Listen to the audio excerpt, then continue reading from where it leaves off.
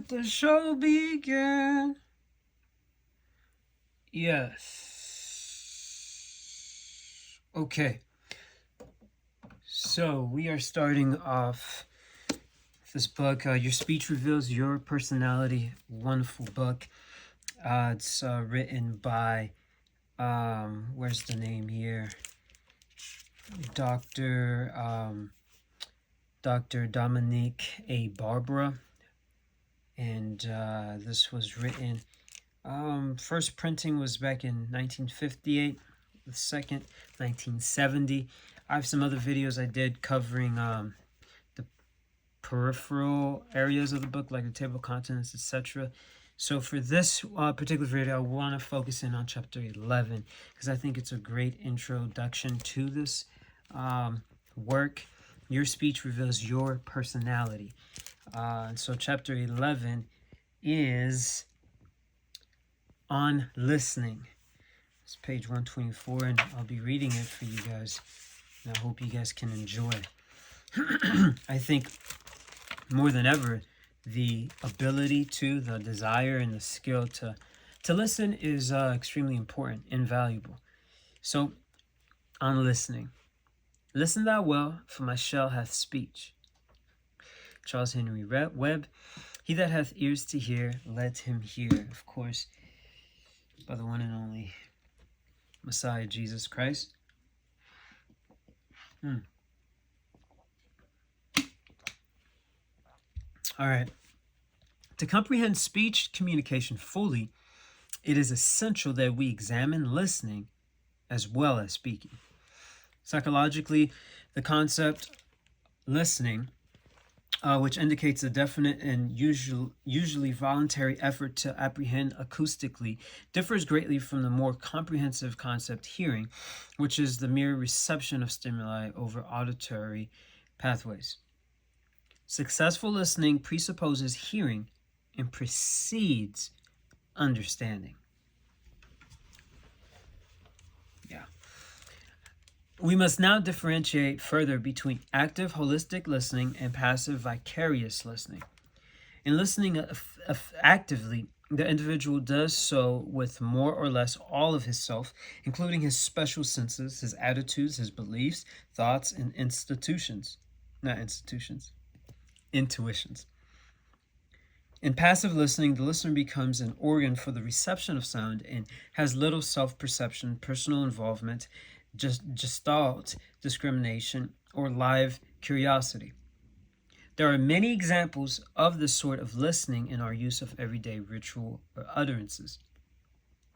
We become accustomed to sets of words which have little real meaning for us personally and convey no meaningful information except in that they have some special appeal for our emotions.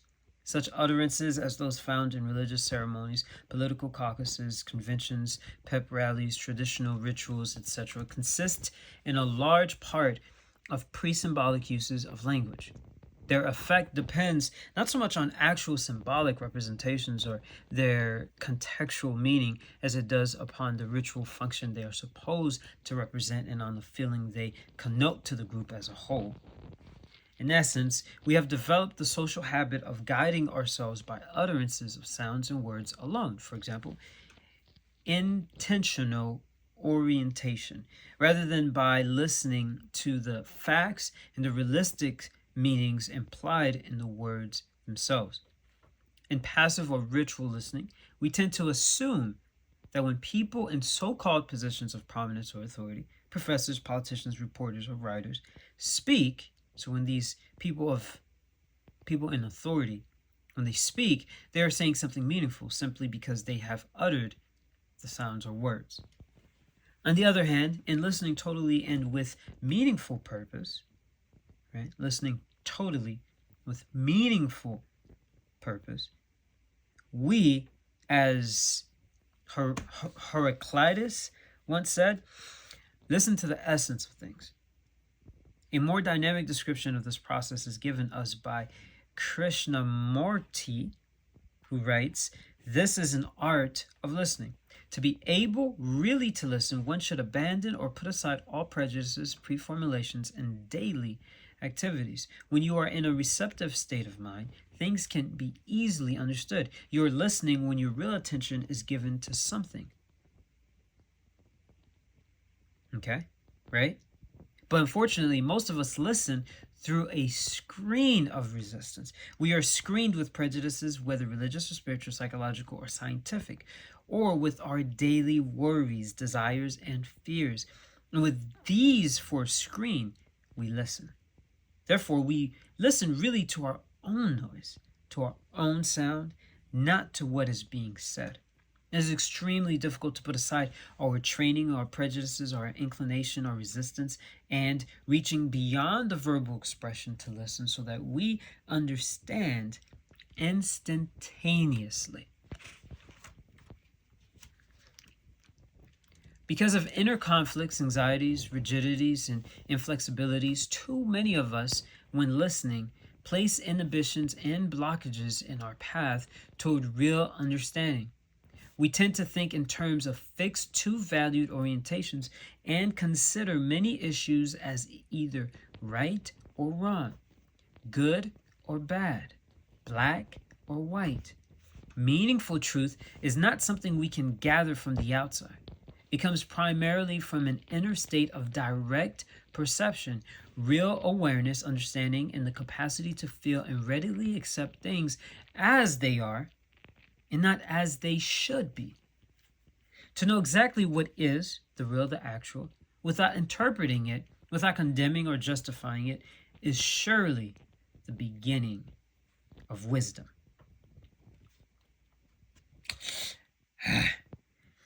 A second point to be considered. I don't know why I didn't mark this one. I marked some other things, but I should have marked this thing right here. A second point to be considered in healthy listening is the fact that we cannot be aware of everything as it is or appears to be. We can only see and listen to the fullest extent of our individual capacities, feelings, beliefs, and potentialities, remembering always that some degree of total awareness and finer detail will be blotted out or missed in the final picture. From here on in, the process of listening and perceiving becomes a productive one only if we take whatever information we have heard and examine it for what it is, without distortion, misinterpretation, or conflicting affectation. The search for real truth and understanding will be further strengthened in ratio as we give to the state of what is a dynamic, ever-moving, constantly changing, and transforming quality. In essence, we grow dynamically in proportion to the world about us. What's within is what's within is without. Comes without. Confusion in relation to the process of listening and perceiving comes about mainly when we struggle blindly in our search for the absolute truth and in our quest for complete and personal peace and tranquility. There is no allness to truth except for what is. And this, in turn, is relative to the way we inwardly perceive, feel, and believe about the issues and facts within the framework of our awareness. You may go to the encyclopedia, the Bible, the book of knowledge, or any book of wisdom to search for the ultimate truth, and you will come away more confused, uncertain, and frustrated by the conclusions you have found there. Too often, these facts have been framed in language that has too little feeling for their intrinsic meaning. Complete acceptance of what we have found would only lead to a spectator-like existence with all of the aspects and attitudes of non-participation, passivity, shallow living, and emptiness. The truth about our world, the pursuit of happiness, and the search for a way of life are not to be had from words, quotations, or philosophical tenets. I'm going to repeat that. The truth about our world, the pursuit of happiness, and the search for a way of life are not to be had from words, quotations, or philosophical tenets. Interesting. On the other hand, by looking actively within ourselves and by seeking constructively for the truth about ourselves and the world we live in, we shall arrive at a realistic, dynamic, and complete awareness of what is, and so shall come into a truthful and healthy pattern of existence. Wow. In the process of becoming both healthy and inwardly introspective, we must, of necessity, meet with and experience struggle and conflict, both an inevitable part of living. The desire to be free from conflict, to search blindly and compulsively for utter peace, tranquility, and serenity, ultimately leads to further conflicting tendencies, living in imagination, alienation, and the consciousness of futility, hopelessness, and doom. The experience of and the ability to live with everyday struggles and inner conflicts and to accept misery, pain, and suffering as an integral part of living is a true and healthy way of life. Whereas the avoidance of the unpleasant and realistic warring aspects of our daily living by means of neurotic solutions, blind spots, rationalization, and the use of confusion creates further self-destruction and wasteful living. In this process of self-realization and healthy self-awareness, one must have the capacity and desire to examine critically, to understand and to reshape values, attitudes, and relationships to oneself and to others. In so doing, we must learn to listen patiently to ourselves and to others to our fullest capacity, without prejudice, condemnation, or preconceived judgments, so that we may perceive the real truth of the matter as it is, not as we feel it should be. Productive listening is a valuable adjunct in psychotherapy. In other words, a therapist who hopes to understand the language of the unconscious and the imperceptible must sharpen his sensitiveness,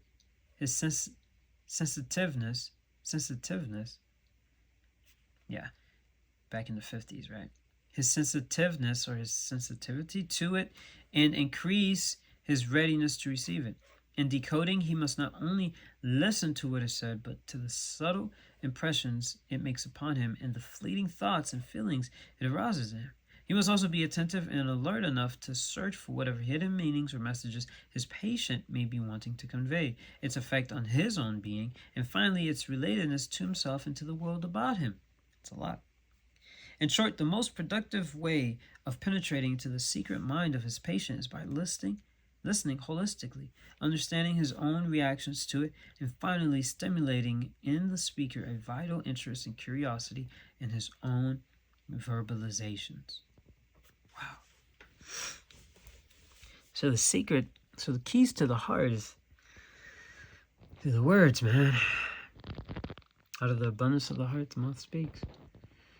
In the struggle towards self-realization, many of us at times either refuse or know how to listen effectively. In seeking to understand the communications of one's own conscience, one must be able to listen to oneself. So many of us listen by intention, for example, listen to other voices, opinions, rationalizations, rather than to our own. This sort of passive, independent form of listening is greatly reinforced today through the already mentioned mass media of communication. Now that's profound. So not only so he flipped the script of, yes, we ought to listen. It's important for us to actively listen to others when others are speaking, but as well as to listen to ourselves. Listening to oneself is difficult because of man's increasing aversion to being alone with himself. Wow. Most people think of a quiet evening at home by themselves or an hour or so set. Most people think of a quiet evening at home by themselves or an hour or so set apart for quiet reflection as something to be avoided at all costs. At best, a waste of time and an admission of weakness. In some, the fear of being alone is so intense that they prefer the most meaningless activities, living on the periphery of their personalities or engaging in some activity or being with someone they dislike intensely, to being alone with themselves. As long as we continue to fear facing ourselves and run away, we shall miss the opportunity for listening to ourselves and shall therefore continue to ignore our real self. In the words Lassu, the ancient philosopher, I'm just going to make sure that this thing is still recording here. We are good. Lassu said this, there is no need to run outside for better seeing, nor to peer from a window. Rather, abide at the center of your being, for the more you leave it, the less you learn. Search your heart and see. If he is wise who takes each turn, the way to do is to be. Listening to one's inner self is also difficult because the voice most times is distant, feeble, and indistinct. We tend to move away from our real selves. Concomitantly, becoming alienated and retreating into our imaginations where we seek protection against the onslaught of anxiety and psychic disintegration. In doing so, we have said in an earlier chapter, we block and inhibit many of the true messages and communications which seek to emerge from within ourselves. Conversely, the process interferes to a large extent with the transmission of such utterances as are relayed to us from others and from the world about us. We thus find it rather difficult to listen and feel our own real thoughts, beliefs, or convictions. Instead, we often find the distorted and indirect expressions of our state of being verbalized in anxieties, bodily symptoms, vague and unspecified guilt feelings, and the general tiredness or restlessness. In short, conflicting thoughts and ideals of a strong and painful nature which should be felt consciously are silenced by superficial rationalizations and so find their expression in the form of fears, anxieties, and mental sickness. The symbolic meaning of the ear has been elaborated on in myth and literature. So basically, to summarize a little bit of what we just read, suppressing our inner voice and neglecting to listen to it builds up this sort of tension and negative energy that manifests itself in all sorts of ailments. So the symbolic meaning of the ear has been elaborated on in myth and literature. Ernest Jones, in a paper, The Madonna's Conception Through the Ear, refers to the abundant representations in early Christian writings and in medieval art of the belief that Jesus was conceived by the entrance of the Holy Spirit, usually in the guise of a bird, into Mary's ear. This legendary function of the ear, Jones maintains, is further developed in ancient paintings and in epic poetry in which both the devil and the sea serpent ingested their victims through the mouth and eliminated them through the cloaca or ear, or both. In these illustrations, Jones points out that the receptive ear is serving as a displacement for the foul anal region, thereby making the carnal act clean and pure.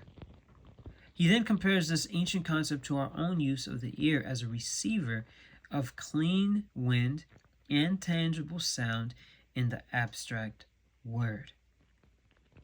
The ear, however, is more than just a receptive opening. I'm going to get close for this one. The ear, however, is more than just a receptive opening. Symbolically, we connote to it meaningful representations of strength, curiosity, or sex. For example, we speak of listening with our good ear. When we are interested in hearing something of value to us, we refer to pricking up our ears. When we are attentive or curious, children wiggle their ears. Ears are boxed by irate parents, and in the vernacular, they are pinned back to denote defeat. And for centuries, the ear has been a vital area of sexual significance. The Maasai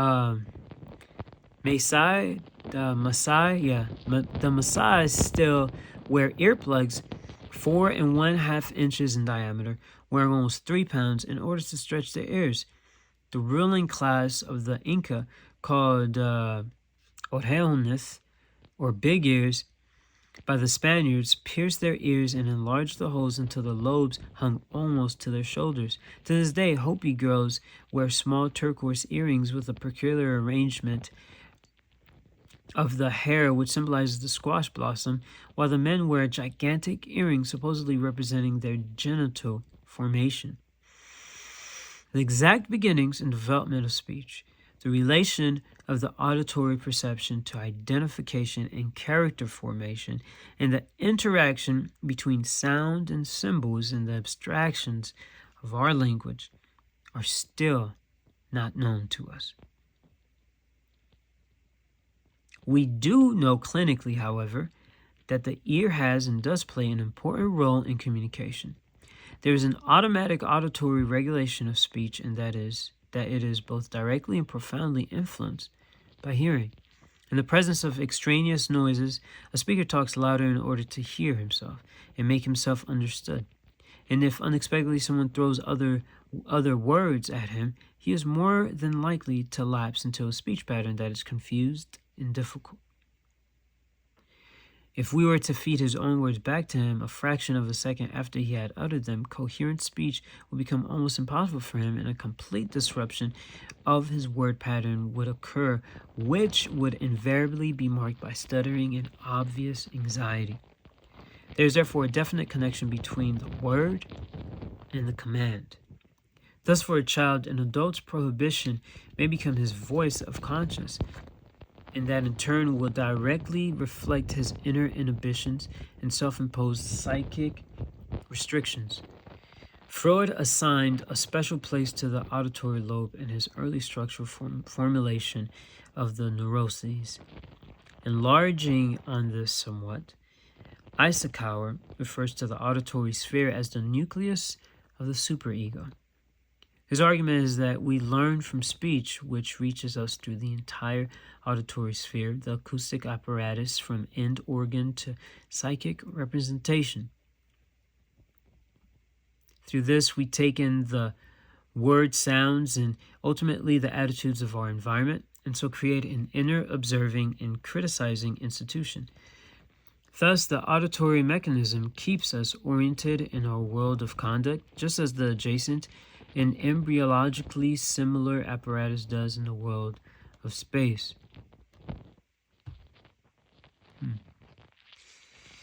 The use of listening in the service of curiosity, states Peter Halbert Knapp, is thoroughly familiar to the psychoanalysis. Little pitchers have big ears.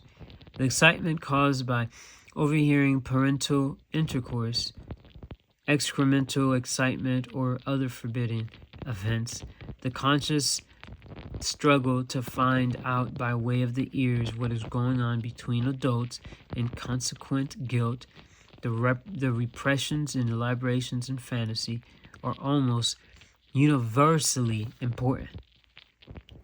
Didn't think it would kind of get, a bit graphic there, but auditory repression is of particular importance in sleep. The ears never close. Yet sleep would be impossible if we did not stop listening to all that comes through them. The sudden obliteration of sound is a characteristic of the act of falling asleep, just as a sudden awareness of sound may signalize the act of waking, this often with a start. Yet an acoustic impulse may penetrate into the sleeping state from environmental noises and auditory stimuli without necessarily disturbing the sleeper. Electroencephalographic, oh my gosh, EEG, I think, right? EEG studies have shown that long before a sound is loud enough to fully awaken a subject, it may affect his brain waves, moving them toward a lighter level of sleep. Exactly what stimuli penetrate and at what levels of electrical brain activity we do not know. Although the deepest stages of sleep may be impervious to almost all stimuli, we do know that through the night, the depth of sleep ebbs and flows many times. In summary, the ear, apart from its anatomical relationship to the body, serves a definite purpose in psychic life. Symbolically, it plays a double role as a receiver of sound and as a perceiver of words. It serves as the mere receptor of stimuli over auditory pathways and actively in the process of holistic listening. Constructive and purposeful listening, as we said at the beginning of this chapter, presupposes hearing and precedes understanding. So it assumes hearing. If you're actively listening, it assumes that you must have first heard.